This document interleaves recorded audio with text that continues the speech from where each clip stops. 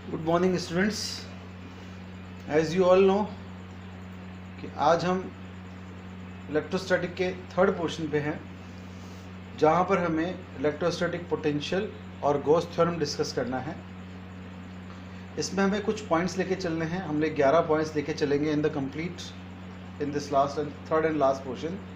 That is first one, line integral of electric field. Second one, electric potential and potential difference. Third one, electric potential due to single point charge. Fourth one, electric potential due to group of charges. Fifth one, electric potential due to an electric dipole. Sixth one, equipotential surface and their properties. Seventh one, electrostatic potential energy. Eighth one, area vector, comma, solid angle, comma electric flux. Ninth one, Gauss theorem और उसका proof पढ़ेंगे।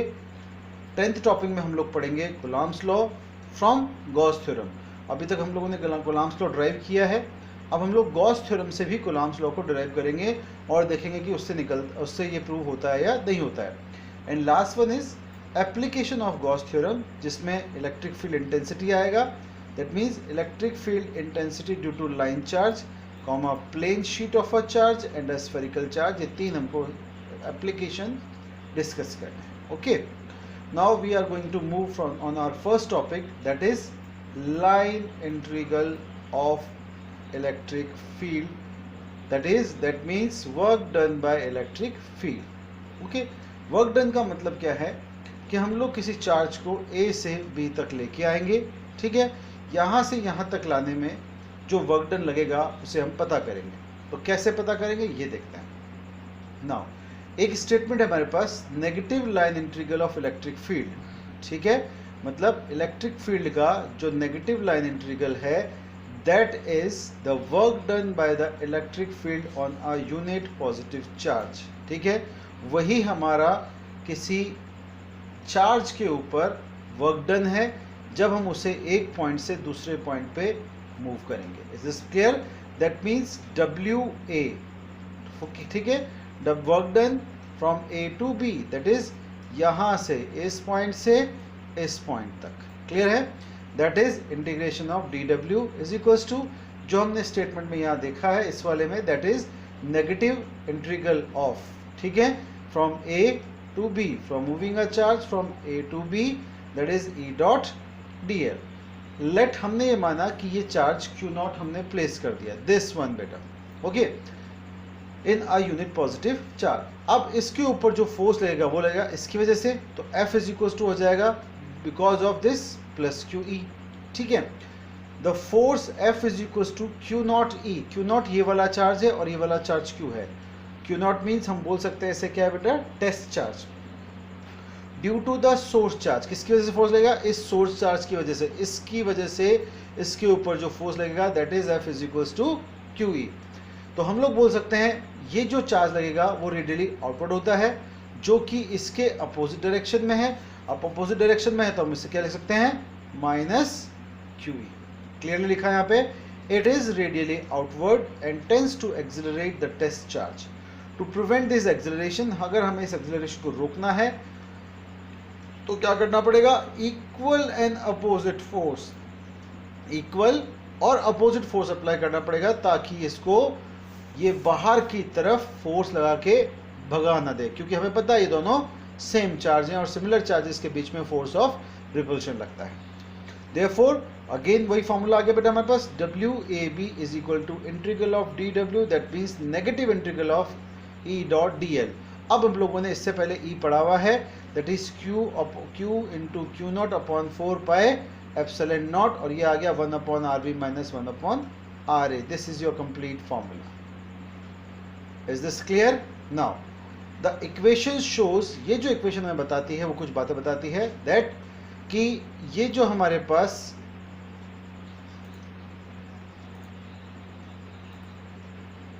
Wait a minute, ये जो हमारे पास work done चल रहा है, पहली चीज ये पाथ इंडिपेंडेंट है, दूसरी चीज ये हमेशा कंजर्वेटिव होता है। और किसी भी क्लोज लूप के लिए, ये मैंने यहाँ पे क्लोज लूप लिया हुआ है, ठीक है, किसी भी क्लोज लूप के लिए ये मैंने क्लोज लूप लिया, दैट इज ये जो सिंबल है बेटा ये क्लोज लूप का सिंबल है। ओके, तो किसी भी, वेट अ मिनट मैं इसकी थिकनेस कम कर लूँ थोड़ी सी, हाँ, किसी भी क्लोज लूप के लिए ये क्या होती है, ई डॉट डी एल, और क्लोज लूप में हमेशा इलेक्ट्रिक फील्ड कंजर्वेटिव रहता है, कंजर्वेटिव रहता है मतलब वो जीरो होता है।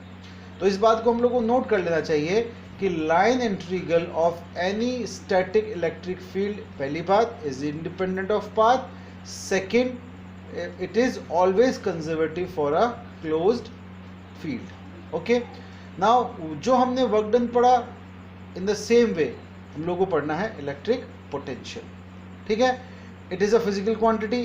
फॉर एग्जांपल हम लोगों ने बोला, मैं बस क्लियर छोटे से शब्दों में समझा सकता हूँ आप लोगों को, कि सपोज हमारे पास ये एक पॉजिटिव चार्ज है Q, ये जो मैंने पहले से बना रखा है, और एक ये नेगेटिव चार्ज, पॉजिटिव चार्ज है, और ये हम मान लेते हैं कि ये एक नेगेटिव चार्ज है Q, ठीक है। अब ये नेगेटिव चार्ज को यहाँ से यहाँ तक लाने में, कहाँ तक, A से B तक लाने में, B तक क्यों, जब तक जहाँ तक इसका इन्फ्लुएंस है वहाँ तक लाने में जितना वर्क डन लगेगा, that is known as electric potential. That means the work done to bring a unit positive charge or a unit charge from this position, बोल सकते हैं हम infinity, from infinity to the point of consideration, that means R is known as electric potential। that is according to the definition, जो R है हमारी क्या है वो infinite, और RB क्या है हमारे पास R, तो हम लोग यहाँ प्लेस कर सकते हैं। तो हम लोग बोल सकते हैं V is equals to, तो ये फॉर्मूला हो गया हमारे पास, work amount of work to bring a unit positive charge. अब हमें पता है W हम लोगों ने ऊपर लिखा था Q/4πε0 R, ये रहा, ठीक है। अब हमें पता करनी है इसकी SI यूनिट, तो the SI unit of electric potential is volt. That means work done की हो गई जूल, चार्ज की हो गई कूलाम, दैट मीन्स जूल पर coulomb is also known as volt.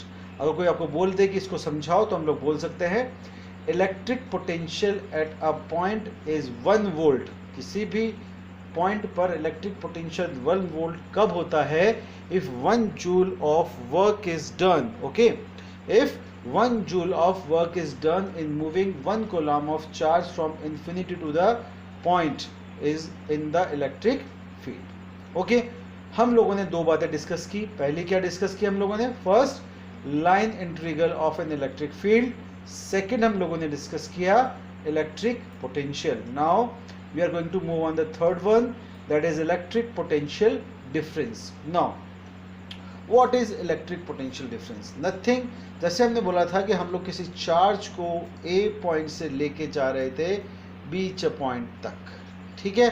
तो इस A और B के बीच में, ठीक है, इन दोनों के बिटवीन, इन दिस बिटवीन जो पोटेंशियल का डिफरेंस होगा, that potential difference is known as electric potential difference. That means electric potential difference between any two points, मैंने यहाँ ए भी लिखा है, यहाँ पे लिखा है any two points in the electric field is defined as, same वापस आ जाओ बेटा, the work done in moving a unit positive charge from one point to another, ठीक है। अब यहाँ पर ये स्टेटमेंट बहुत इंपॉर्टेंट है, तो ये वाली one point to other against the electrostatic force, ठीक है, और दूसरी क्या है, विदाउट एनी एक्सिलरेशन, मतलब वेलोसिटी कांस्टेंट होनी चाहिए।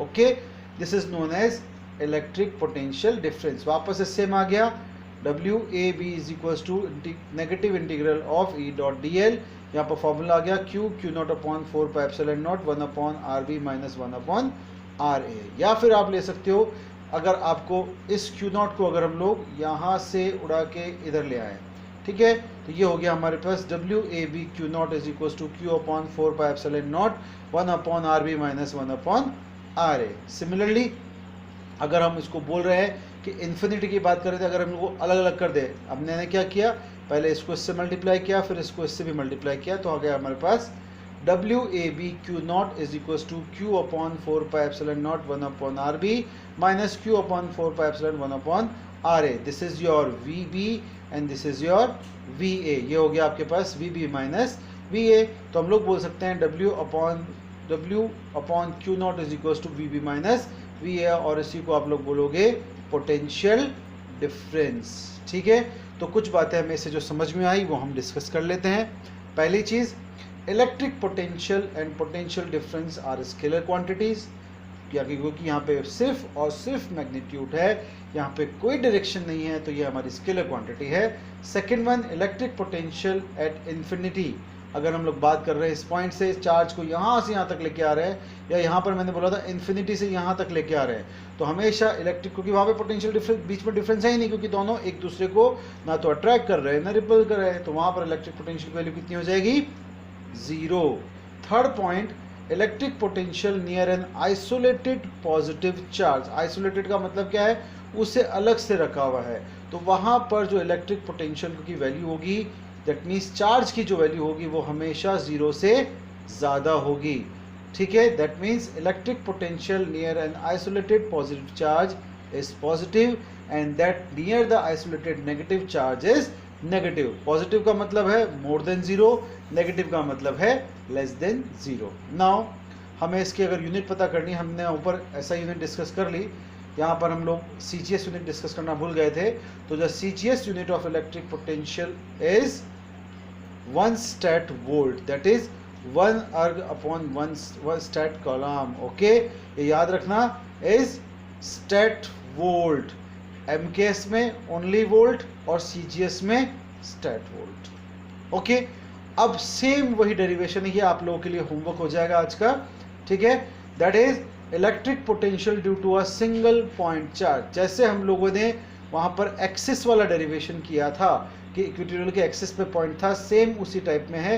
एक बार ट्राई करना, नहीं आएगा तो कल के नेक्स्ट वीडियो में आपको ये टॉपिक समझाऊंगा। ठीक है, is this clear now? Thank you for joining the class. Hope you enjoyed.